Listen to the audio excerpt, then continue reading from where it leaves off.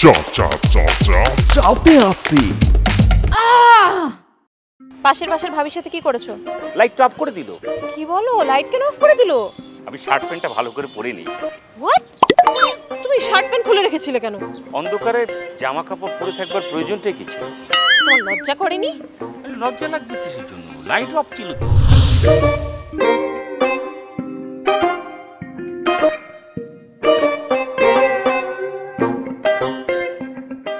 শোনো, আমাকে হাত খরচের জন্য 500 টাকা দাও। 500 টাকা? 400 টাকা দিয়ে তুমি কি করবে? এখনকার স্বামীরা তার স্ত্রীদের কখনো কি শুনেছো 200 টাকার বেশি দিয়েছে? 200 টাকাই তো। শোনো, আমি আমার বাবাকে দেখেছি পুরো মাস খরচ চালানোর জন্য আমার মাকে 100 টাকা দিতে, আমার মা 50 টাকা দিয়ে পুরো মাস খরচ চালাতে। তুমি তো আমার প্রিয়, আমার একমাত্র বউ, 50 টাকা চেয়েছো, 30 টাকা না দিয়ে পারি? এই নাও 20 টাকা।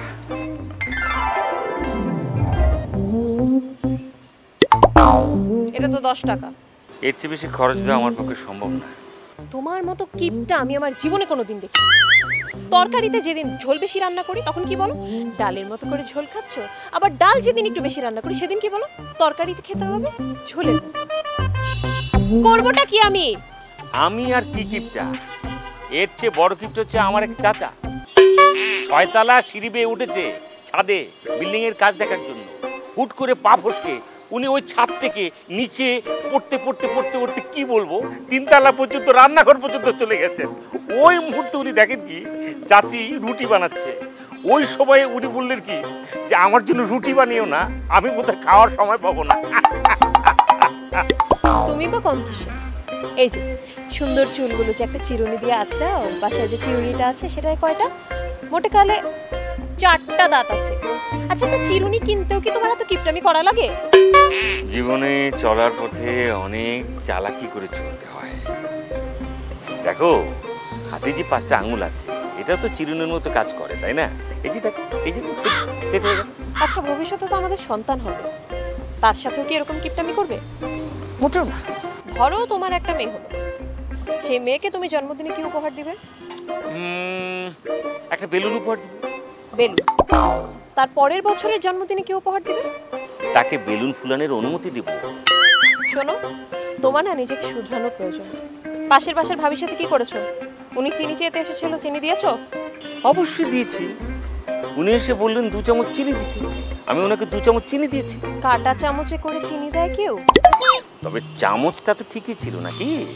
আচ্ছা, তোমার বংশের সবাই কি তোমার মতোই কিপটা? না না, আমার বাবা বলেছিলেন যদি কিপটামিতে পিছিয়ে যাও তাহলে পাশের বাড়ির মিলন কাকার কাছ থেকে তুমি বুদ্ধি নিয়ে তারপরে চলাফেরা করবে।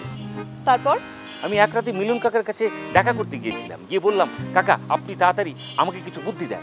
উনি সাথে সাথে লাইট অফ করে দিল। বোঝো উনি কেমন কিপটা। কি বলো, লাইট কেন অফ করে দিল? আমি অবশ্যই একই কথা বলেছিলাম। চাচা বলল যে আমরা তো শুধু কথা বলবো, লাইট জ্বালাবার দরকার নেই। তার মানে তোমরা অন্ধকারে কথা বললে? কথাবার্তার শেষে চাচা বললেন এবার লাইটটা জ্বালাই। আমি বললাম দাঁড়ান চাচা, আমি শার্ট প্যান্টটা ভালো করে পরে নিই। হোয়াট? তুমি শার্ট প্যান্ট খুলে রেখেছিলে কেন? অন্ধকারে জামা কাপড় পরে থাকবার প্রয়োজনটাই কি ছিল? ও বাবা গো বাবা। তারপর? তারপর আর কি, ওই চাচার কাছ থেকে চলে যাবার পর থেকে আশেপাশের গ্রাম থেকে অনেক লোক আসতো আমার কাছ থেকে কিপটামির জ্ঞান নিতে।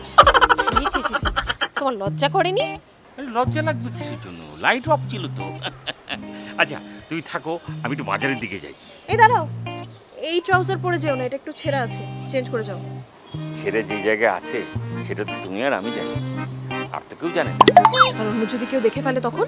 দেখলে বলবো যে সংসারের অবস্থা ভালো যাচ্ছে না, এই ছেড়ে দেখি তো বুঝতে পারছেন। দাম একটু কমিয়ে রাখেন। কি কপাল আমার, এক বিশ্বসেরা কিপটার সাথে আমার সংসার করতে হচ্ছে। এই এটা পড়ো না। চাপে আসি।